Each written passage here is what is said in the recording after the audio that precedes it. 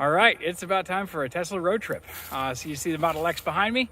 We're charged up about 95%. I'm about to be heading out. We're gonna be traveling probably about 350 or so miles today. So let's go ahead and get started. All right, so before we get started, I'm gonna be tracking the distance we go and the amount of energy we're using right there. And you can see right now it's 12:17. I think we're gonna get on the road right around 12:20 or 12:30. And then you can see we're sitting at an 90% stated charge. So Google Maps says this is about a 6-hour trip. We have a stop in the middle of it. And so we're gonna see how much longer it takes to drive in this car. Stay tuned.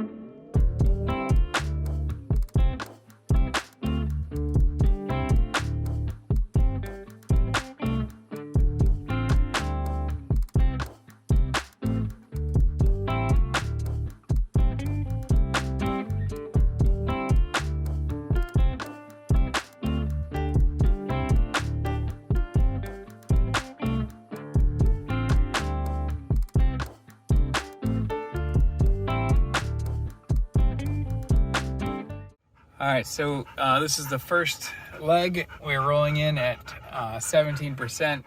We got 16:05, and you see we've covered 118 miles in a little bit more than 3 hours and 40 minutes. So Google is a f***ing liar. After we finish charging, I'll check in again.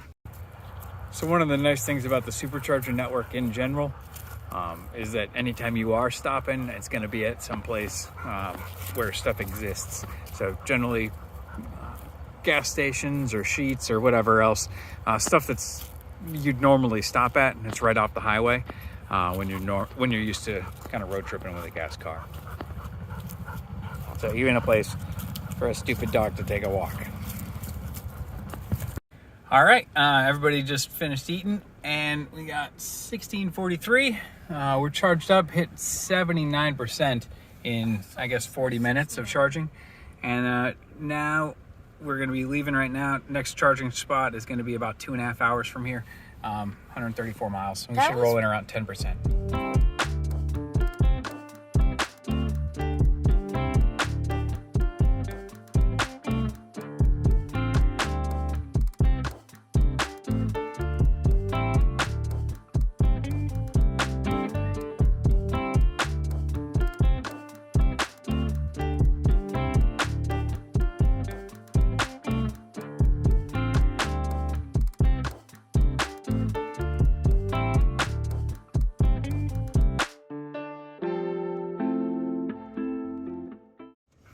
All right, just made it in for the second stop. You see 1922, went 137 miles in about 2.5 hours, and then rolling in at 2% battery. I'm gonna go ahead and get charged up again. Hey, all right, well, I'm stopped to charge, and I just wanted to have a couple thoughts. So first of all, road tripping in the Model X, so it's a 2016. It was originally a 90 kilowatt battery, so it's a 90D.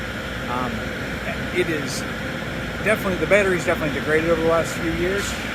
It's got 81,000 miles on it. And it doesn't charge at the same speed as the newer chemistry of the Model 3, my 2022 Model 3 Performance does. So road tripping is definitely not as pleasant as it is with the 3. With the 3, it charges it faster, it's more efficient. This uses, when on a good day, 400 watt hours per mile, whereas the 3s are like 250. So it's a lot faster to get more juice kind of put into it. It's a lot more efficient, I guess. So the Model X is an awesome vehicle to ride in, and it's awesome for around the town stuff and all that. But the 90D, especially just given that the battery has degraded a little bit, and I think it's degraded a little bit more than would be normal. Yeah, it definitely makes it a little bit more painful. I think in the end, it's not going to be a huge change. I think we're going to end up charging for like a total of about an hour and 20 minutes of this whole overall trip. And the trip has been just a nightmare because of traffic, not really because of the car. But yeah, it's definitely a significant difference from driving around in the 3. So I just want to leave that thought, and we'll continue on the trip. All right, about ready to get going. It's 2014.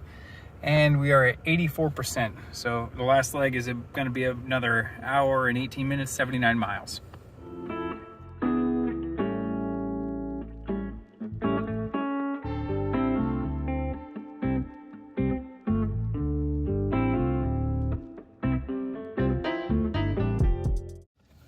I just pulled in, completed the trip, 21:27. You can see total distance 335 miles, used 140 kilowatts, and then showed up with 28% battery. This last leg was 80 miles, took a little bit over an hour and 12 minutes, and took 38 kilowatt hours. Hey, good morning. It's the next morning. I just kind of wanted to collect some of my thoughts. So first of all, it was about a little bit more than that, about 7-hour drive, and we charged for about an hour and a half on top of that. So definitely longer than you would have had you driven kind of like a comparable gas-powered vehicle.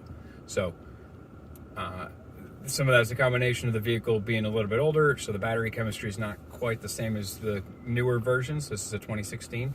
And then also there's some battery degradation, which inhibits the range, which again makes it so you have to stop more often, and therefore you have to charge more. So all of that kind of works together to slow it down and definitely make it a little bit more inconvenient.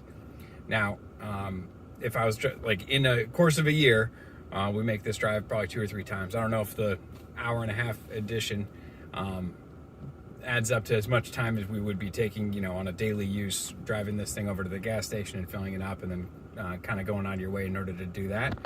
But it absolutely is a factor.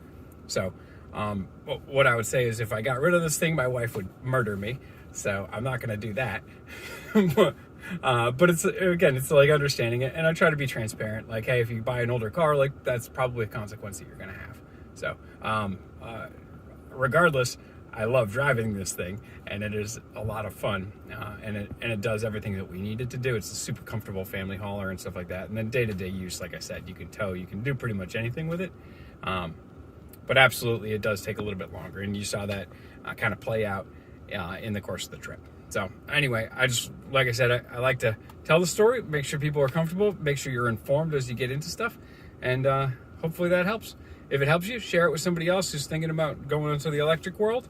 And again, like if you're worried about stuff like that, you can see my video with the Model 3 where I traveled about over 500 miles, and it was as faster than what Google said I would go without any stops. So this is not the end all be all, but this is my experience today. Hope this helps. Take care, and I will catch you soon.